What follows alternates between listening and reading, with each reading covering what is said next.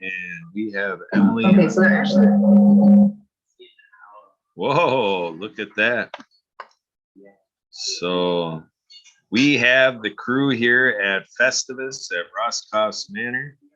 And so, yeah, feel free to do whatever you want. We've got a few devices going here. We're doing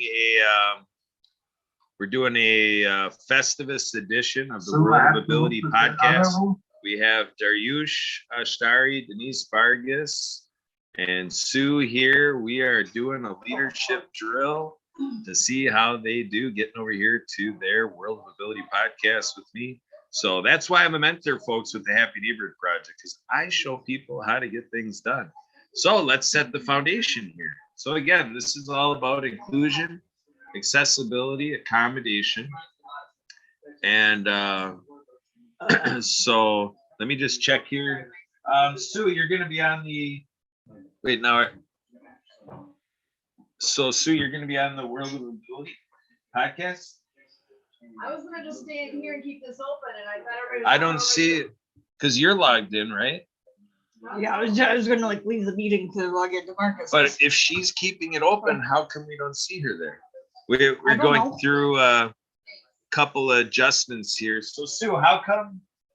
Is she in a breakout room? So we're just checking our settings here. We are simulcasting. There we go, Sue Rusk. All right, so now if you leave, so you got to set her as host. Oh, yeah, duh. So we're just making sure that we have everything all set with our Festivus event here, Feats of Strength, airing of grievances, Festivus poll. We'll be able to show you the Festivus poll. Sue, are you able to do a watch party on there? And then can you bring the Festivus poll for our arrangements here? So Emily's on her other device here. We got Denise Vargas, I think was clicking over. Here she is. We're going to go ahead and set her as the co-host that she is. And so welcome, Denise Vargas, to your World of Ability podcast. Thank you for being here. We are setting you as a Zoom host, and we are recording to the cloud for Marcus Hart and Transform You Media Network. And we are underway here with the World of Ability Podcast Network. We are live on YouTube. We're in a Zoom session, and so we can copy the streaming link through the live on YouTube drop-down menu.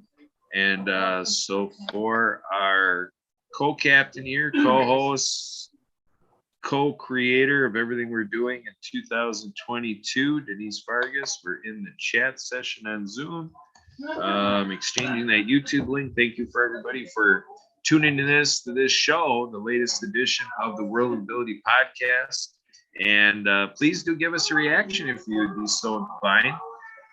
Click on like or choose a different reaction. And please give us a comment. We love to hear from you. Comment in the YouTube comment section for this video. And please also take a look at the channel that this is coming in on and subscribe to our channel. We greatly appreciate you considering growing our fan base. So again, inclusion, accessibility, accommodations. And the conversation starter is, I just get us started with 4 demographics: people with intellectual and developmental disabilities, the deaf community, blind community, people with physical disabilities. And then from there, just going right to the Americans with Disabilities Act and the United Nations Convention for People with Disabilities, and just looking at how worldwide the disability community is defined. Let's look at, accessible reserved parking spaces, the expectation of elevators. Let's keep going with, let's be careful.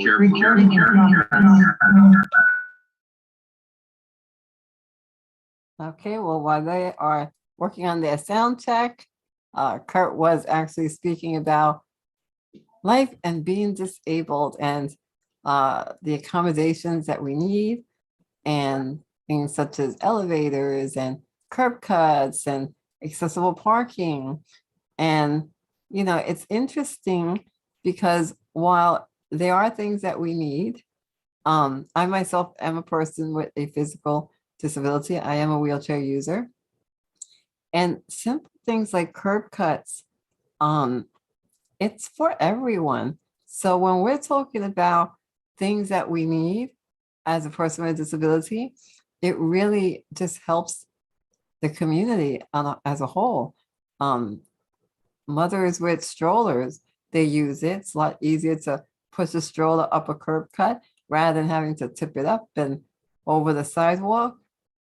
And even for fun, skateboarders and people who are riding their bikes, their kids with their tricycles, they love going up and down the curb cut. So these are things that while they are necessary for us, they just help the community as a whole. And I'd like to welcome Dariush to the show. And Dariush, want to say hello and tell us where you're located and what you do and how you are in this world of people with disabilities and the accommodations that we need. Go ahead and tell us a little bit about you. Hello, everyone. I live in Armenia. I am a colorblind web developer. It means that whatever websites that I create are automatically adjustable and suitable for people with visual disability. These days I'm busy with some online trainings and also helping people making their websites ADA compliant. These are the things that I'm doing, and also my permanent work is the cybersecurity, protecting websites from the hackers. And there is a news today I have for you. I want to share. A few days ago, a German court ruled that embedding Google fonts to the website violates GDPR compliance. Oh, wow. So this means that if you're embedding Google fonts to your website, you have to think about everything and rethink about the fonts that you are using, or any kind of Google codes that you embed your font to your website, because gradually they are restricting Google's control over tracking their people. Oh, wow. Wow, that's really interesting. Now, how would one know if they're, violating by using Google Fonts? Like, how would I know if I'm doing that if you're not really tech savvy? You have to consult with your web developer. Mm, And those that are using template-based websites like GoDaddy or Kajabi or such kind of services, Wix, they are in serious trouble because these template-based websites are not ADA compliant. They are not GDPR compliant, and anyone who wants can sue these websites owners very easily. oh, wow. That is super interesting. And yeah, we need to be careful with that because you don't want to be, it's one thing when you don't know, but now that you have brought it to our attention and we know a little bit, we should definitely consult with, like you said, a web developer, just to make sure that we are in compliance and that we're not hit up with a lawsuit later on. There So- are much more than that. Oh, wow. Yeah, so how would someone because I know that you might not be able to stay with us long, but I just want to give you the opportunity to let others know how they might be able to reach you if they want maybe a consultation with you. My email address is dariush@aranetllc.com. If anyone has any questions, feel free to contact me and just mention that you hear me on this podcast. Excellent, thank you. Yeah, And if you have a WordPress website, you are in much more deeper trouble. wow. Well, you pretty much covered all the websites that people use, right? Like, Yes. Look, I checked some websites last week, although they had a GDPR prompt box at the footer that's saying this site is using cookies, and you could go and disable the cookies that you don't want, but they still were tracking users. And wow. this is a violation of the GDPR, because I always said these plugins are not trustable. They are not. They cannot. They cannot. They cannot control over everything, and it happened. Yeah, So that be is, careful. yeah, for sure. Must be careful with that because again, like every website that you mentioned, that has those templates, like I know several people, unfortunately, including myself, who, we definitely need to check that because that's amazing. In the past 3 months, I'm on the Clubhouse and checking people's websites. Right. There were many cases that they wanted to make their website compliant, but these companies, in order to make these template-based websites GDPR compliant or ADA compliant, you need to have access to the codes so that they can make the changes to the codes and make these websites compliant.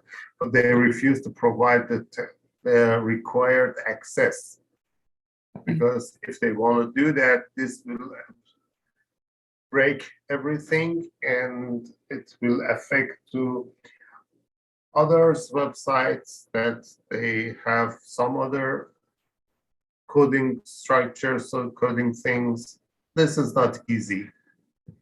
Right. They have to do a lot of things, and so that to make their websites GDPR compliant or ADA compliant, and some of them are not even in the United States. So Wow. it is not a law breaking for them if their service is not GDPR or ADA compliant, and this is the responsibility of the owner. You want your website to be compliant.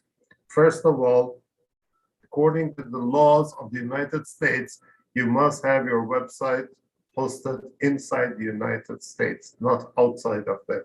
You cannot store American information about American citizens on the foreign servers, and people are doing it just because it is cheaper. So it is a multiple law breaking. Wow. Dariush, one thing that just popped in, excuse me, to my mind when you were speaking about all of this, as a person with a physical disability, whenever we see something that is not ADA compliant, like maybe a store that might be in violation, or something like that, like maybe a parking lot in a mall or whatever, usually they will consult with an attorney, and that ADA attorney will then do whatever they need to do to make sure that that situation is addressed and fixed. Now, in the case of the internet, who would someone call or get in touch with, is there someone that they can report an issue to?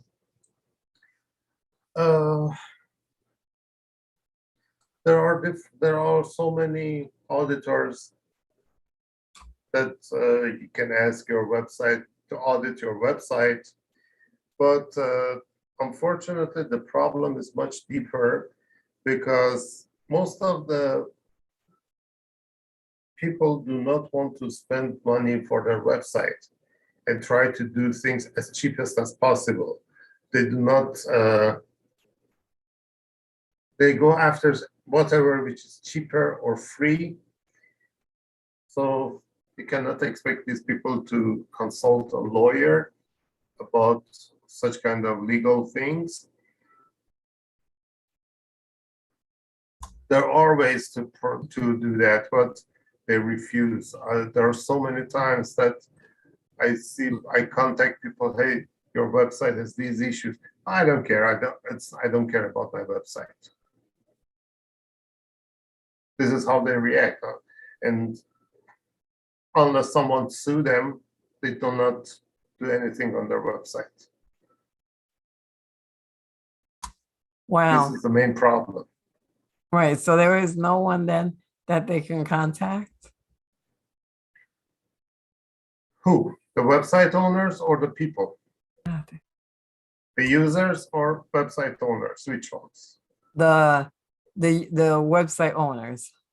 The website owners, there are so many website auditors, ADA auditors, legal lawyers. They can consult legal shield consultants, lawyers, but they don't. As I said, I told so many of them that this has a problem. I don't care. They don't care. They would do something with WordPress. They have so many security issues. They don't care. I just even shared my experience that why I built Osgod Security.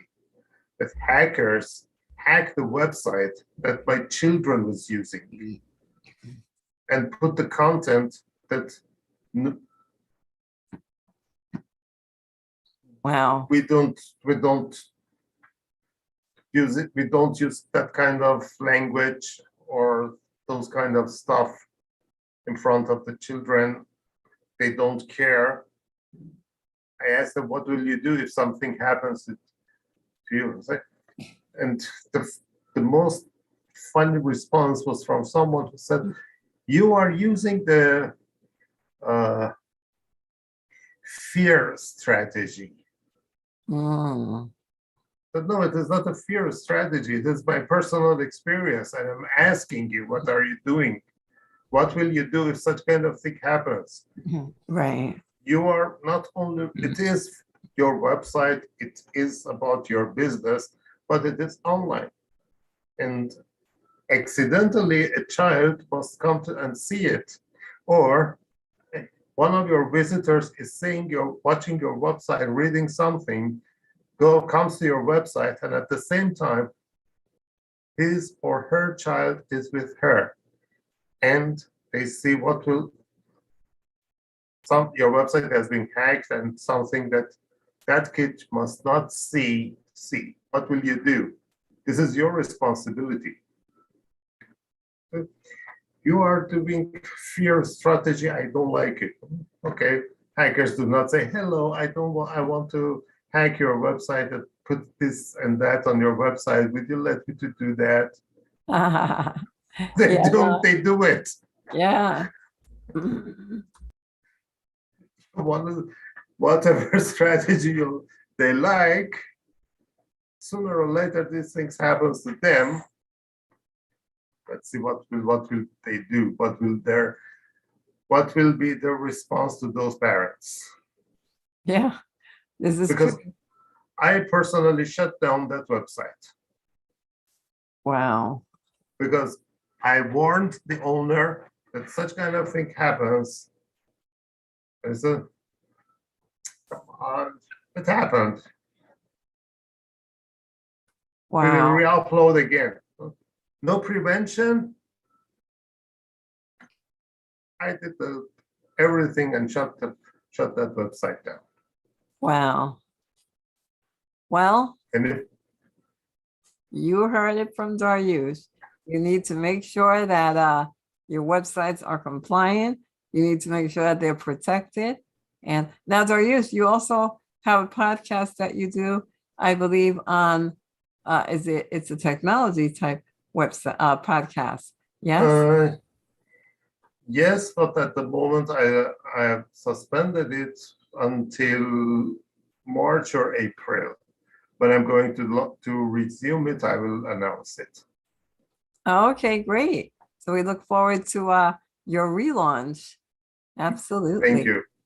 Yeah. So I just want to check in with Emily and Kurt. I know that you guys were doing some sort of a sound check and video. Are you guys back able to join the conversation? We were talking about ADA compliances with websites and the the things that can happen, that hackers can just come in and redo your whole website or put things in there that you absolutely will not want in there, and who you can report it to. And Darius was kind enough to let us know all the tech secrets that us lay people may not know about. So what do you got, Kurt? Well, it's something where, to talk about the topic and to hear Dariush, bring up the issue and, to shape the conversation with us is great. So there's that old thing of being sensitive when it's all talk, no action. So the thing that I look for is, what are the mechanisms that make it practical and, in a preferred way that people can start doing these things, because we're in this conundrum, this catch-22, where we have a section of the marketplace, that 25% of population that is calling for this stuff and talks about it, at a, kind of an ongoing basis. And it's kind of like just talking into a vacuum, so the idea is we need these nuggets where people can take the conversation and then they've got their homework. They have an assignment, that call to action. And yes, hopefully just by talking about it, people might go on to Google, might reach out to Dariush, and if not Dariush, folks like Dariush, to start acting upon it and exploring it. People are in a quandary, feeling the conundrum of they honestly don't know if they're ready to begin. And not because it's not that they don't feel in their heart or in their belly. It's not that they don't have a gut feeling, or it's not that their mind isn't aligned to say, yes, we want all people with disabilities to visit the website or to be compliant, to learn more about global public inclusive infrastructure, web content, accessibility guidelines, and to be highly informed and make that decision so that they understand what's going on with their website, kind of how that process works, because you're dealing with people that don't have compliant websites, but they're satisfied with the website and they put their money where their mouth is as far as they've invested in the website, but it's not compliant. It's not following the web content accessibility guidelines. And then it has that tension. We create tension in people, and that's the reality. That's why people don't act. It makes them uncomfortable. And so that's kind of my quest, is to find this experience where people can come to have this, walk through, and to have it in a way that it modulates for people's pre-existing conditions, what's keeping them busy in their life, and then to ask how this fits into their calendar. Because I have a mantra that if it's not on your calendar, it doesn't exist. People don't exist to me until I see them on my calendar. So that becomes, the role I play in these conversations is, are you making an appointment? Do you have a committed time that you're going to allocate to say you're going to set a half hour, an hour, a couple hours if you can, to tackle this and to get it right and learn for yourself? It's a little educational experience, and it's something where, you might want to know, like when you talk to your webmaster, to look at, okay, how come my webmaster didn't do this for me? Or, how come I paid for a website, I feel I'm all set and done. Now you guys are telling me I've fallen short, and I felt I paid pretty good bucks for that website. Yeah. So there's a lot of sensitivity involved in this, and it's unfortunately the tip of the iceberg, Yes. because we have about 25 different topics that we can talk about that are excellent ways to close the gap of the segregation, the discrimination, the ostracization, the cancel culture, all this stuff that goes on that is a ginormous deal today in how the disability community and the community of people without disabilities are not functional. We're not a functional family. And anybody who disagrees with me should have a 25-minute conversation.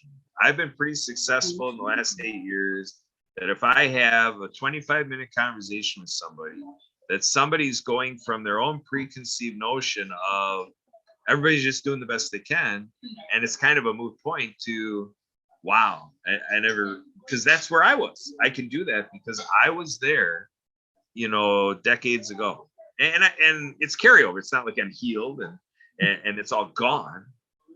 So I get value out of these podcasts too, hearing it over and over and over again and checking in my head, like, where are my metrics? How far advanced, how far into this journey am I?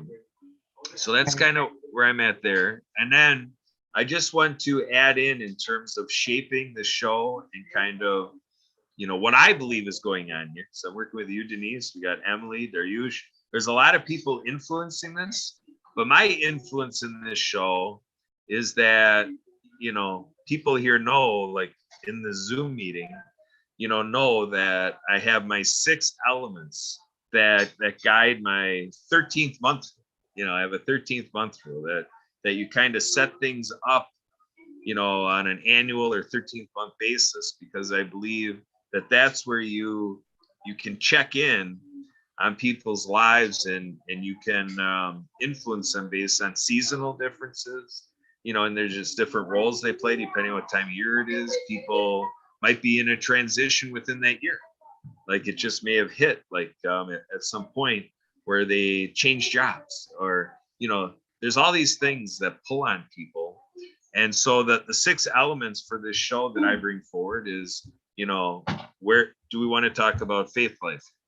Where's the conversation on service life? And what Adaptive Community Approach Program had to teach me is that people with disabilities want to volunteer too. It's not that, pity on people with disabilities and, we volunteer for them because they're needy and they need us. It's like, no. I learned from ACAP that people with disabilities get value in their life, and they're living the life that they intend by volunteering. Tons of volunteering by people with disabilities. And I was ignorant to that for quite some time, even water skiing with them once a year. I still didn't get it. I heard of this thing that they went out and did some things to, serve Waukesha, Wisconsin, and clean up some graffiti and, stuff like that. And I'm like, oh, great. Yeah, that's kind of cool. And I thought it was just kind of a, one-off thing and wasn't a mainstay. But then after a while, just 10 years ago, it's like, wait a minute. It's not just that. They're doing, a bag program for schools, like in a backpack program, so that stuff that children are not getting in the, Waukesha County schools, that they're helping set up these backpacks so it can go to children that don't have things they need, so that they can just have the backpack, take it home, as a backpack. And then when they're home, they have that extra stuff. They're that much closer, to getting what they need in their daily life. So we're always looking at unmet needs, but again, in terms of this show, we're looking at lifelong learning. So it's like, how are we doing whether at our libraries or our Zoom sessions, whatever it is, are we checking in to say, are we doing a decent job inviting people with disabilities to our educational opportunities? You know, so that's what I learned, is there's some discrimination that, again, I believe I practice that a little bit, thinking somebody's at a little less of a cognitive level because of other disabilities, and it's not true. You know, you don't fall in line that a person with disabilities is at an equally yoked and equal platform, and that you're dealing with your cohort, you're dealing with your peer, you know, and it's just like, you know, you create that extra differentiation between that person with a disability and other peers that you have. And so again, checking in on, are people with disabilities coming to the learning table because of you? If somebody doesn't want to come, if a person with disability self-determines they don't want to come, that's fine. Then we look at our politics, our civic activities, our agency, are all government departments doing good when it comes to inclusion and accessibility? And I say, which is, that's a big dichotomy, and it's a big hypocritical thing. Yeah. That we have a department that does really well, and it's like other departments can suck at it because, oh, if you want to do something with that, you go to, so we're even segregating within our government. Yes. You know, other than accessibility to buildings and some of these other basics. But it's like, no, I'm trying to profess that in these disability service agencies, they should be helping all other departments operate at being that optimal for all people with disabilities and what they do. Like, say, the Department of Natural Resources and stuff like that. And then we have all the fun stuff, the hobbies, pastime, leisure, activities, sports, recreation, travel, you know, entertainment, all of that stuff. So those are the 6 elements that I aim to cover pretty darn good within a 12 to 13 month period here through the World of Ability. And we've been in existence for a year and a half. And so I'm hoping we're doing that for everybody out there. So Dariush, do you have any other comments to build off of what I said and what you want to bring to us today at the World of Ability? Your favorite podcast, I believe. I know you love yours, but I've heard you love ours better. Is that right? That's right. There we go. See how we did that? Yeah, thank you. That's completely right. No, that's like, why should I deny it? Look, the problem with the ADA compliance of the websites, I don't talk about those who don't care about their business. But for those who care about the business, there is a miscommunication, I can call it, or misinformation. Because when you say call a website ADA compliant, some people think that if I want to make my website compliant with the ADA, it means that I only cover the disabled people, and I have to ignore the others. And that's why they resist. What we have to do is to say, no, making a website does not mean that you have to ignore the 75% of the people that are not disabled. It means to include 25% more on your target audience. And so far, your target audience were 75% of the people. If you make your website ADA compliant, it will be 100%. And you cover more people. And it is to your benefit. Your listeners will increase. Your potential clients will be increased. This is something that we have to create awareness and let them know, make them understand what they think is not correct. It will be to their business, to the benefit of their business. Oh, that's powerful. And, you know, Dariush, you just made a point there that I was going to bring up when Kurt was speaking. It's about awareness, right? Because you don't know what you don't know. But once you do know, now it's really up to you to make a decision Wow, now I know. Do I ignore it or do I include that 25%? Because including 25% to the 75% that you're already servicing, that means you will be serving 100%. And if you're a business, you want to be able to serve 100%, right? You are not only ignoring that 25%, you are leaving money on the table because you're leaving them out. And like Kurt said, we all volunteer and we all spend money, right? Whether you're disabled or not, even if you're living on a very fixed income, you're gonna spend money. That's why they're probably gonna surf the websites. They're gonna see something, they're gonna like it, they're gonna want to buy it. Now what? Oh, not ADA compliant, can't buy it because maybe I can't see it clearly, I can't read it clearly. Who knows? Like there might be a lot of issues with the website, and now you just lost a potential buyer. So definitely it's something that once you are aware, make that conscious decision to do something about it. And with that, we do have Barbara joining us. Barbara, hello. If you're able to say hi, and yeah, we're looking at you a little sideways there, but definitely come on and say hello to us if you like. If you're I just like came out of the hospital and I've been trying and trying to like be with you and listen to you, and then finally I just got on and just want to say hi, and yeah, and I hope someday we'll be so intelligent that we'll look at surgeries and we'll go, that was a barbaric time in humanity. We'll have other ways to get strong and heal. But yeah, I just came out of the hospital. I'm loopy and stuff that they gave me. But I always want to be with you guys. I always want to be in the world of ability. Oh, wow. Thank you. Thank you for coming. I do hope that you feel better soon. Yes, I will. Awesome. So you say, see that you do have to leave. Are there any parting Yes. words that you want to say? No, if everyone needs my help, I'm always available. Awesome. Thank you. And thank you for Dariush@aroundetllc.com is my email address, and I'm always available to help. Thank you Thank so you. much. You have a beautiful evening, because we know that it's evening where you are in the part of the world. Yeah.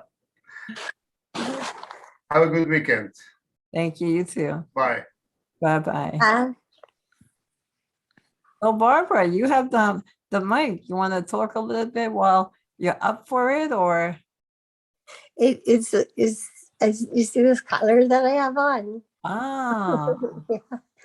And yeah, stuff. This seems to be a popular operation right now, where they open you up from your neck and then they push aside all your like esophagus and larynx and all that good stuff, and then they took out bones from my neck, I think 2 bones, and then they bring in cadaver bones and they bring in titanium, and then hopefully places where your spine was getting crushed, from whatever accidents or what's happening with your bones and crippling you. It supposedly can give you, a lot of your ability back. oh, If- wow. but possibly they say we're keeping it from getting worse. So, whatever it takes, I feel like I have a lot more to give, in this life on this planet, a lot more to share with people. And You are right about that, because look at you. You come out of surgery and you come here to join us on World of Ability. That is dedication, and that is true love for your fellow human beings, that you want to share more of your wisdom and love and generosity. definitely. It's easy to love you all. It's easy to love you and Kurt and Dariush and Emily. Oh, we love you I want too. to be there for you. We love you too, baby. We love you too. Thank you. Wow. So Kurt, Emily, we have Barbara. Are you back? I'll cover up this one. There you go, Sally. They're having a bit of a sound challenge. They're actually both together. They are celebrating the Roscoff Family Festivus that started yesterday at 5 p.m. Eastern and actually went on. It's going on until tomorrow night, Sunday night. They celebrate hard there at the Roscoff family. Yeah, they do a 3-day birthday celebration. It was Alana's birthday. So again, Alana, happy birthday. Happy And- birthday, Alana. So yeah, so they're having some sound challenges. But We're good. oh, good. All right. So what you got for her? Hi, Barbara. Hi. So yeah, Emily's getting used to using the same microphone I am. Hmm. She wanted to use her own microphone. That doesn't work. You get that reverberation. Yeah, you're gonna have to turn yours off or use mine, right? I have to turn the sound off because what happens, you talk through there, come out here, and then go back and reverberate. So, so Barbara, are you going to join us for Festivus today and or tomorrow? Yeah, what do I have to do? We'll contact you after the show, and we'll make sure you know exactly how to connect so you can when you want to. Thank you. You bet. It's good to know you want in. So yeah, we got our Festivus pole right here. This is the aluminum Festivus pole, is made famous by the Seinfeld sitcom, and we got board games being played behind us, and other fun games and visiting there, and we got food fair going on here at Roscoff's Manor, and so we'll have feats of strength and airing of grievances. I don't know. Anybody have any grievances here at the World of Ability podcast? What are we thinking? Denise, Barbara, anything? Just, it's so funny because I keep being so challenged coming on, but in Buddhism, they teach you, if you have challenges, that's great. It means, you're supposed to be there. The greater the challenge, the greater it is to be with the people. So I have to work on that. I have to work on my technical skills. Yeah. And when you say the bigger the challenge, I also think that the bigger the challenge, and once you overcome that challenge, wow, that is success at its best. Yes. and if you're weak somewhere and you keep working on it and working on it, you'll eventually have muscles in that area. Absolutely. You just got to build on it, keep working at it, and little by little you'll get stronger. Just with your mindset. Earlier we were talking about how Kurt still is in that point in his life where he's come such a long way by learning about people with disabilities and our needs and how the community sees us, and he's come a very long way to the point where he's made it his lifelong mission now to help people with disabilities be just people, right? Let's just throw away the word disability and just say people. We're serving all, right? Yes. Yeah. I love that. Yeah.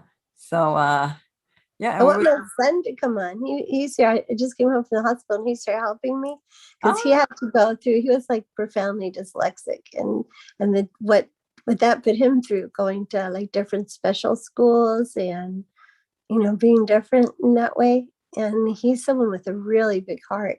He just really sees people's hearts and he just amazes me. Well, look at who his mom is. Like he's got that heart from you, for sure, for sure. I hope. That is beautiful. I'm going to mute myself a minute and see if I can get Elliot to come upstairs. Let's see. Yeah. Love to speak to Elliot and say hi. That would be awesome. So, so Kurt, Festivus, tell us about that poll. I've never really watched Seinfeld, so I know a little bit about what you were talking about with Festivus, but I didn't know that there was a poll involved. And you know that if there's a pole involved, I'm gonna have to ask about it because I see it moving around. I'm like, what is going on? Is that like a prop that he needs? Is there a microphone up there? Is there a light? What is going on with that? For those that are actually looking at this. Well, the great thing with being a Milwaukeean is that if you go to festivuspoles.com, they make a desk size version of this. So just like a foot high or something like that. So basically like for your desk, picture it like that. Uh-huh. Something like that sitting on your desk. It'd be a smaller base. This base is as big as it is because of how tall the pole is. So they got a smaller base, but they got a shorter version for a desk. But this is created by the Wagner companies on the north side of the Milwaukee marketplace. And so they sell these around the world because Festivus is history that dates back to ancient Rome, actually, but not in this format. This is all Seinfeld comedy sitcom style stuff here. The writers came up with all this stuff, but the Festivus holiday tradition actually goes back to ancient Rome, and then Californians actually picked up on it and rejuvenated it and did a little Festivus culture stuff out there in Cali, and then the East Coast, isn't that how things work in the US? It's kind of like typically it's East Coast and the West Coast, but this was opposite. California caught on to this one first, and then it went off to the East Coast, and that's how the Seinfeld writers got involved, because one of the writers, his father would celebrate his wedding anniversary with his wife in a very unusual way. And that's about all I know is it was an unusual wedding anniversary tradition. And so basically it was from that unusual family culture that then he was able to pick up on this Festivus stuff, and then he kind of melded it together, and then he had to blend it into what the Seinfeld sitcom characters are all about. So, but the idea is that tinsel is distracting. So you got to think of this as Festivus as a holiday, Festivus for the rest of us. So when we say the holidays are so busy, 99% of the marketplace is not thinking about Festivus.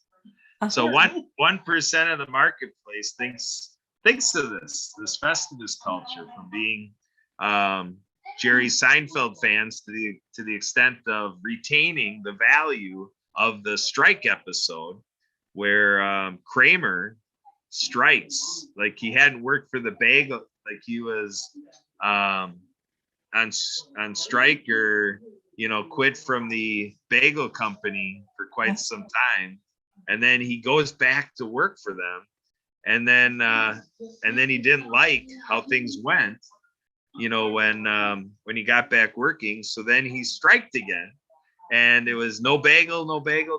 So that was really how the episode was presented. But within the episode, you have Frank Costanza.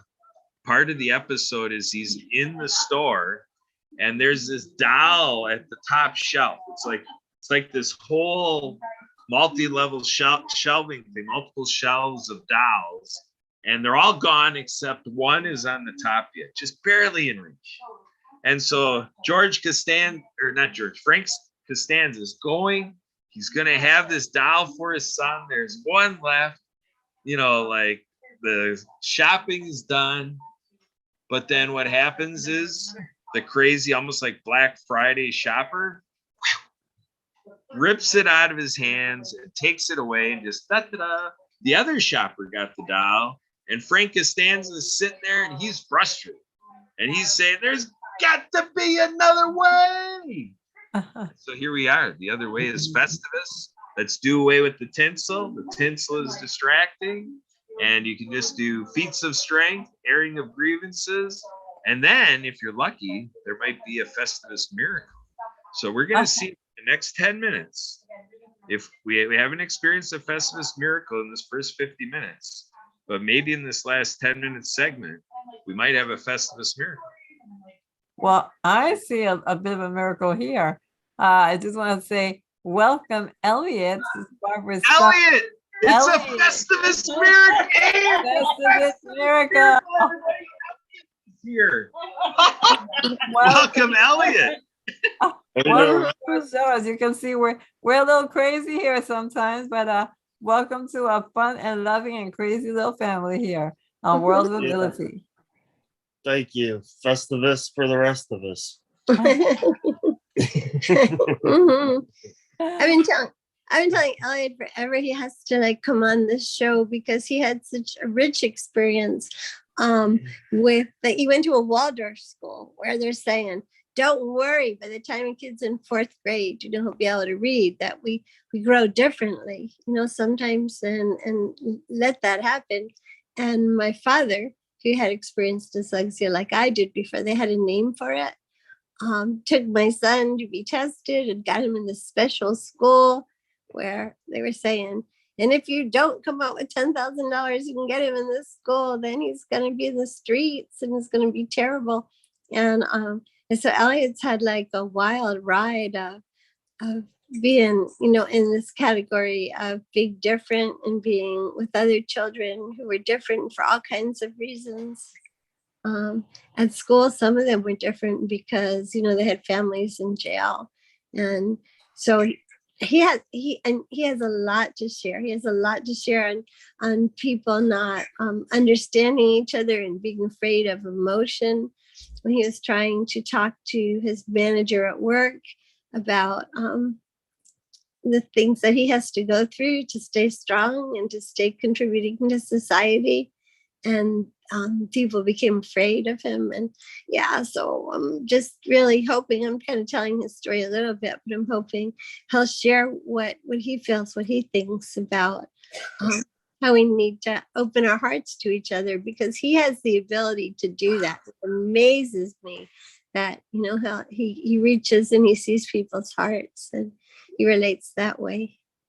I just woke up. I don't know if I can. Say anything.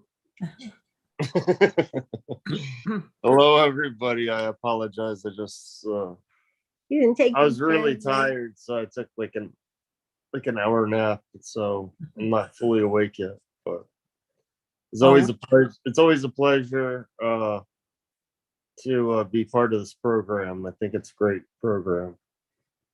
Well, we are happy that you're here.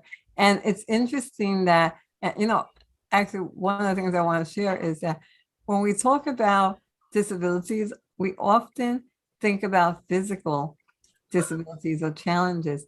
But what's great about this episode today is that we are talking about the invisible disability or the invisible challenges that often people have, and they go undiagnosed for years. Sometimes people don't even know that they may even have, say, even autism until they're in their 20s or even 30s, right? We just think that they're either slow at learning, or they're just not getting it, or they're different, or they're, you know, kind of shy, or they have a bit of an attitude. And we just never know that it could be something that they're actually challenged with that was never properly recognized or diagnosed. Right. No, thank you for coming and telling us about that. So what was your, I know Barbara told us a little bit about your life growing up with this challenge, because I really like to call them challenges rather than disabilities. And we always use the word disability, but it really is a challenge, and we all have some sort of challenge. So tell us about your challenge a little bit growing up. Oh, I don't know. I guess, I mean, the challenge is like you're saying, you know, sometimes it's people don't fully recognize that you are somebody that's going through a challenge. You know, one of the reasons that I dropped out of college was because I was never taught algebra properly in high school because I didn't understand it.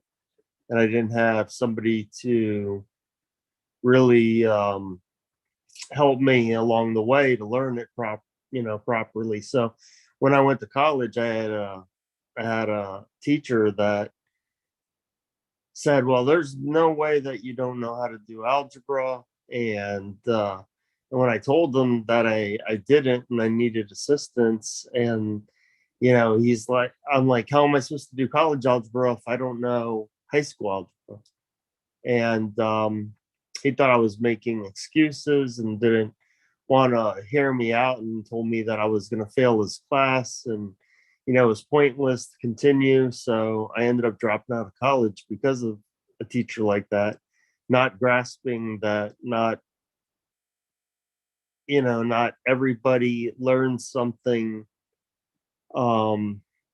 just because the educational system says, well, you have to take it in school. That doesn't mean that you're actually leaving high school being taught it, I mean that's a later on part of my life, but I do, like I said, I do apologize. I just woke up, so I'm not fully what's the word? Coherent. Coherent. Yes, I'm sorry. No worries, no worries. Listen, we love having you here. You have a beautiful mother, so we know that you are beautiful as well. You have a loving Thank you. heart. Thank you for sharing. And we do hope that you come back on the show when you are, like you said, a bit more coherent. Yeah, thank you. Thank you. Kurt, I know just- Elliot has a lot. I know he has a lot to share because, things that, he was always like telling me, and he was seeing and understanding about how people in the world need to be kinder and see each other more and protect each other more. Hmm. yeah, that actually brings to mind, and I'd love to, whenever you're able to, Elliot, we'd love to have you on the show again, because I'd really love to get your take, you and Barbara's take on growing up with a parent that has a disability, and then later on you yourself finding out that you also have a challenge. So I'd love to hear that story. So Kurt, what do you think that maybe next week or whenever Elliot is available, we can dedicate a show to parents with disabilities who have children that may have a challenge? Sounds like a great idea to me. I think you're onto some. Yeah, we're long overdue to do something like that. So yeah, it'd be great.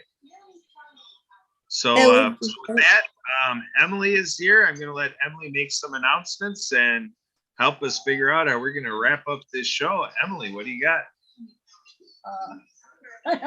See, we're going to see how she's good at show business here. So, Elliot, we'd love to have you back. You're welcome to back anytime that you would like. Thank you. And also,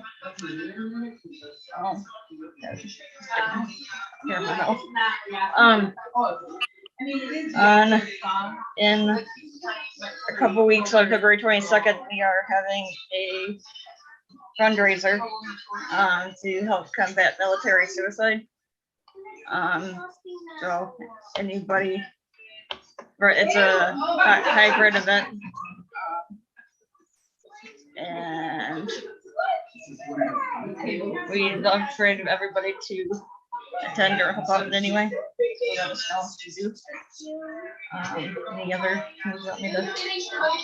It's wrap up time. So it's 2:59 and some seconds here in Milwaukee, Wisconsin. So it's been a great show. But Emily, let's roll the credits and give all our thank yous and gratitude. And so what do you got with all that? Who are we all thanking? And Well, first of all, I want to thank Marcus Hart and Transform Media for allowing us to have this podcast on their platform, and for everybody, for Denise, Barbara, Elliot, for else giving this today. And thank you for all the activity on our social media. And do you have any? Thank you. Yeah, that's how we roll. This is the Transform You Media Network, making possible the World of Ability Podcast Network. This is your World of Ability podcast show. You are welcome to join us anytime you like. Just reach out to us through our Facebook, LinkedIn, however you'd like to reach us. My number is 262-372-1754. And you can email me abilitymkenow@gmail.com. So let's keep in touch. Thanks for being there. Remember 222 to save 22. Check out happyneighborhoodproject.com. And oh yeah, we got the disabilitychannel.ca, showcasing abilities, just like what we do here at the World of Ability Podcast. Till next time, I'm yours, Kurt Rostoff. Let's do this. Enjoy Festivus. Enjoy Festivus with your family, and I'll try to learn more to play along, to have fun too. Absolutely. Thanks again for joining us. All right, thank you. You bet. So Emily, can you go ahead and hit the live streaming and then stop recording as a co-host?